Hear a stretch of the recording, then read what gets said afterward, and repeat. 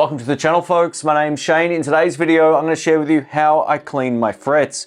This is the first time I've been in a situation where the frets were clearly rusted through mold and mildew getting into my guitar case. I went to shoot a review video with this guitar the other day and I looked at the strings and I went, well, they don't look too good. And then I looked at the frets and I went, they look even worse. All the strings are completely rusted and all the frets need quite a bit of work. So I took a chance and I bought some of this Frine Fret Polish stuff. Hopefully this works, and if it does, I'll link it down below. You can check it out. I bought this from my local music shop.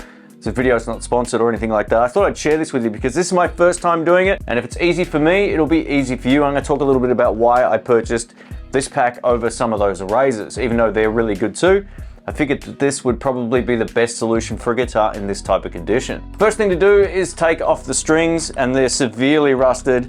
I took some high resolution photos of the frets so you can get a sense of how bad it actually is. I don't know if the photos will do it justice, but it's disgusting.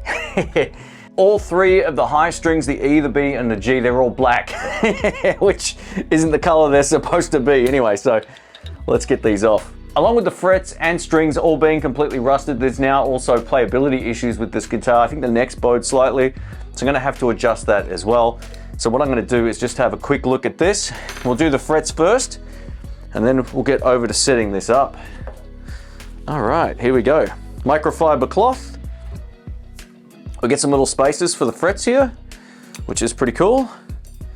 And we get the Frine Fret Polish, it's called. So there you go. It says cleans and shines, removes oxidation, petroleum free, clean smooth frets, will improve playability and string life. That's all good. As long as it cleans up this mess, we're in business. These fret spaces are really cool. All you gotta do is find the right size for your particular frets, which is this one for at least this Gibson, and we're in business. So nice and simple. The instructions say just put a small piece-sized bit on this microfiber cloth, so that's what I'm gonna do. That's probably enough to start with. Less is always better when you're first doing this. Now I'm left-handed, so I'm gonna have to go this way. Here we go.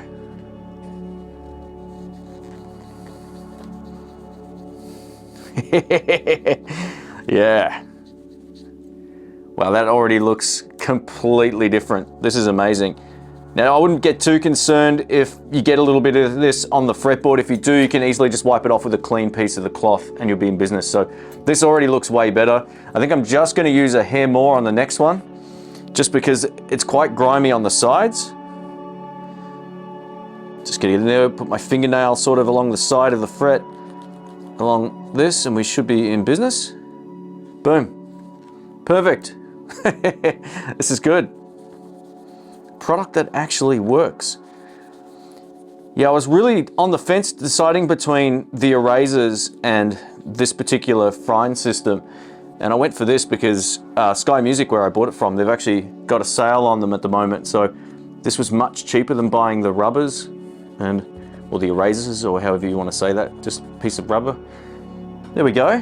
The frets I've done versus the frets I haven't done look completely different. All I do know is that this cloth is going to get filthy by the end of this, but that's the whole idea. So we can always wash microfiber cloths. All right. The one after this one is absolutely disgusting. So I can't wait to get into this. Now the great thing about YouTube, anytime you post a video like this, everyone else will tell you a better way of doing it. So check the comments and you can double check that what I'm doing is correct, but being that this pack is sold to make this job very easy, I'm sure there might be a more efficient way of doing it, but the way that I'm doing it right now is 100% working, and the frets look amazing. So yeah, I could get behind this stuff. It's pretty cool. This fret is so bad. It is so bad. Oh, one half of it looks just, oh, got a bit on the fretboard. One half of this fret looks absolutely disgusting. Now, I couldn't find the cradle for the guitar neck. I'm using a makeshift box and a t-shirt, which is why it's slipping around a bit, but I couldn't really care less. It works. I've just got to kind of hold the neck here, make sure that, oh man, that looks good. That looks so good. Now, I've used too much of this from time to time, but it seems to be just sort of wiping off really easily. Just make sure you get the edges of the frets, you know, with the cloth, and just double check that. But yeah, it's pretty easy. These just look remarkably better now to the rest of these really filthy frets over here. These last 6 are completely green. There's elements of blue and red rust on them. It's disgusting. So I'm wrapped with this stuff. It's worked great so far.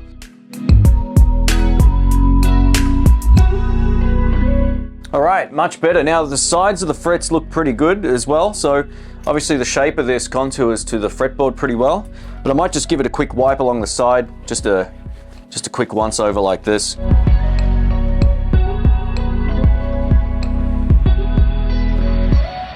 Also brought the pickup covers back to life as well, very cool. So to wrap this up, I'm gonna go ahead and put the strings back on and set this guitar up because the action is completely out.